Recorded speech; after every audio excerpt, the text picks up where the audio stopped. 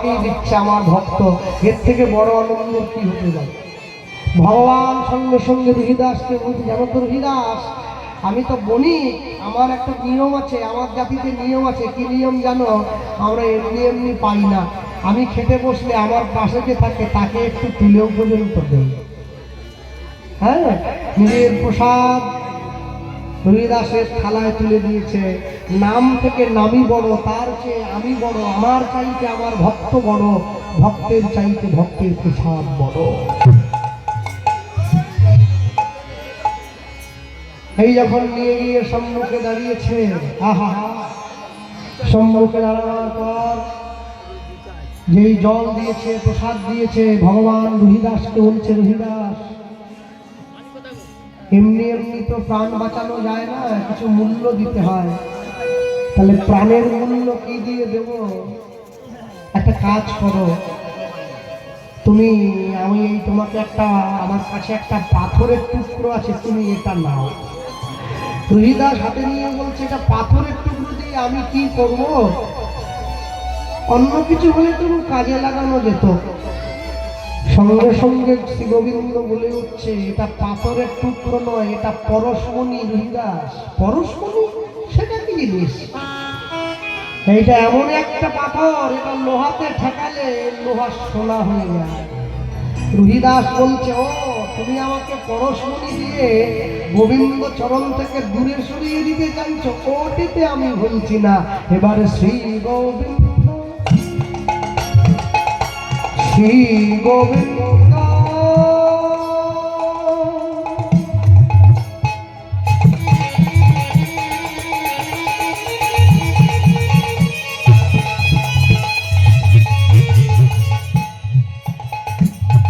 শ্রী গোবিন্দ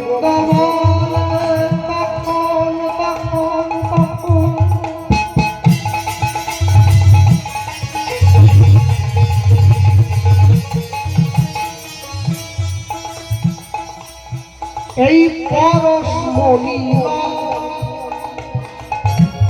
শ্রী গোবিন্দ বলে,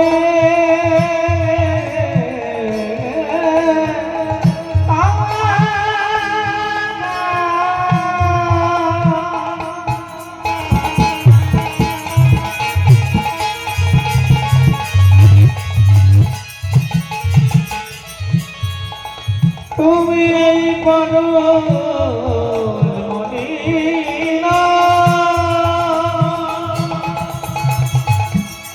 রুহিদাস বলে, পাথর আনি তুমি আমারে ভুলা। রুহিদাস বলে, এই পাথর আনি আমারে ভোলা। রুহিদাস বলে, এই পাথরানি আমারে ভোলা। রুহিদাস এই পাথরানি ভোলা।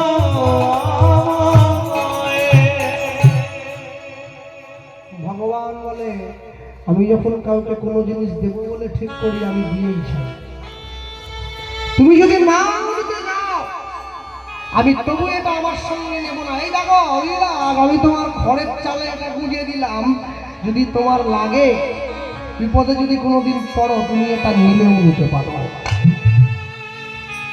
রুহিদাস মনে মনে চিন্তা করছে, তুমি সারা জীবন খড়ের চালে গুঁজে থাকলো, আমি কোনোদিন নেবো না ওটা। কেন জানো? অর্থ প্রাপ্তি হলে গোবিন্দের নেশাটা ভুলে যায়। আমি তো নেবো না, আমি নেবো না। হাতের মধ্যে ধরে নিয়েছে।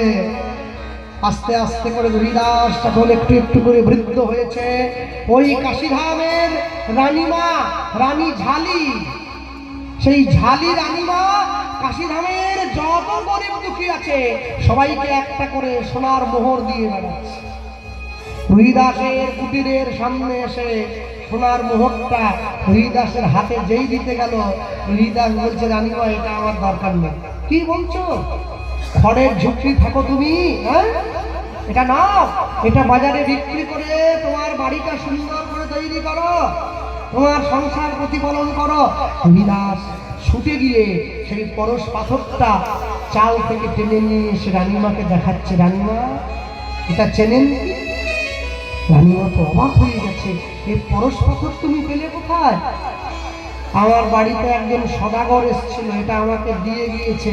এটা নাকি সেই পাথর যেটা লোহাকে ঠেকালে সোনা হয়ে যায়, এটাই আমি দেইনি। আর তোমার ওই সামান্য সোনার মোহর আমি নিয়ে কি করব?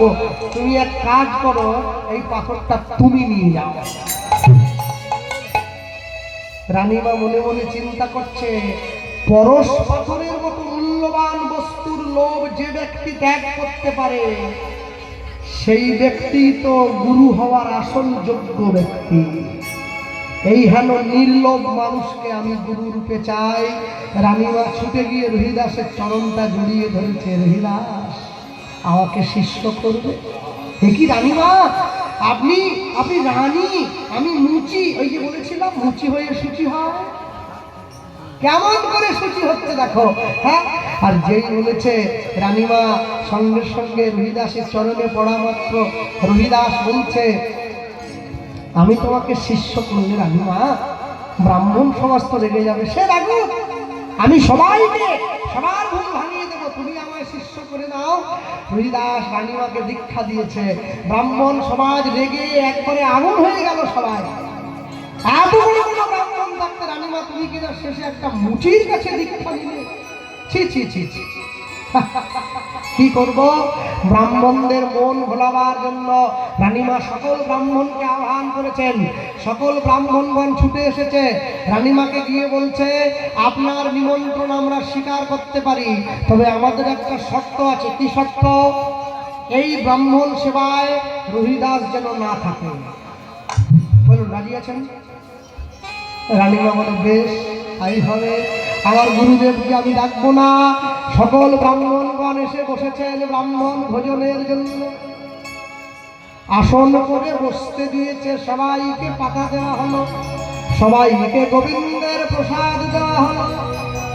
সবাই যখন প্রসাদের দানা নিয়ে এইবার গোবিন্দকে ভজন করে ভোজনের কথা বলে যেই মুখে তুলতে গেল, সবাই তাকাইয়ে দেখে সকলার পাশে রহিদাস আজি বসিয়া আছে।